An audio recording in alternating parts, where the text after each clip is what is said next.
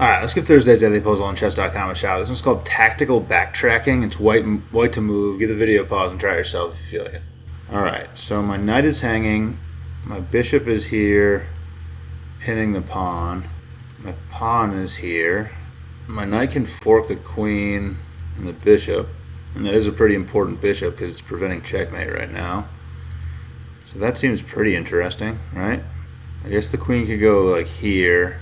And then if I take the bishop, the queen could take and kind of do the same job. So is there a way that I could do something else after this? I don't know. The name of the puzzle is Tactical Backtracking. This feels like a backwards move. I just don't really know what happened. Like, I feel like the queen can go here or here. I feel like those are, honestly, it could even probably just go like straight across. But it needs to continue protecting the bishop, I think.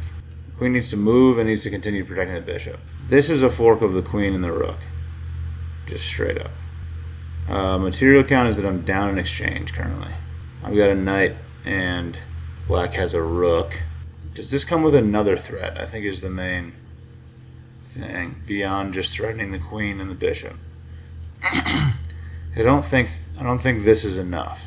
Unless after I take the bishop and the queen replaces it, I can for some reason attack the queen and have that do something useful.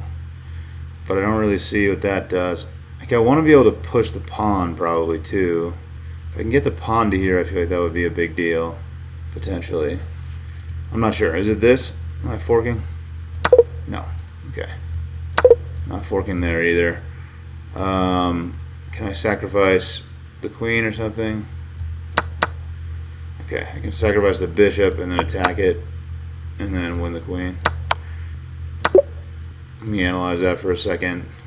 Alright, so after I go here, the king can't take that. The king could move here. I don't know what that would do.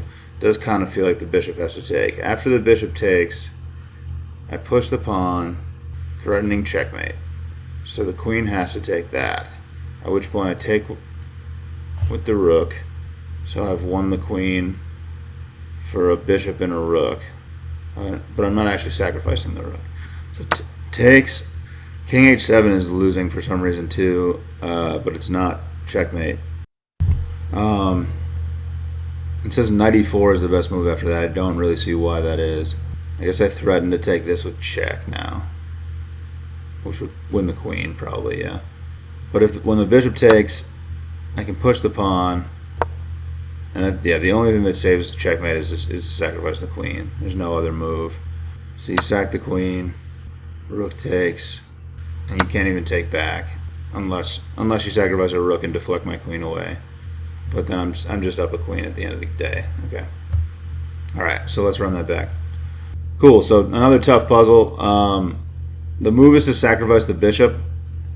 You're just busting open the position, and the point is that if the bishop takes, you can push the pawn, which is really nasty. If the king were to take, I could just start marching my knight in here, forking the queen and the bishop. This is actually what I thought the first move in the puzzle was, but I didn't really see what was happening. It just looked threatening, but the queen can just protect the bishop, and I think all is well. You can protect the bishop in a few different ways and then just sort of assume this role. But if I go here, after the bishop takes, I push the pawn, and I'm threatening mate on the next move, so the queen pretty much has to sacrifice here.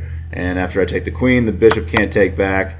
Black finds this move, which is protected by my queen, so it doesn't really matter, so I just grab the rook.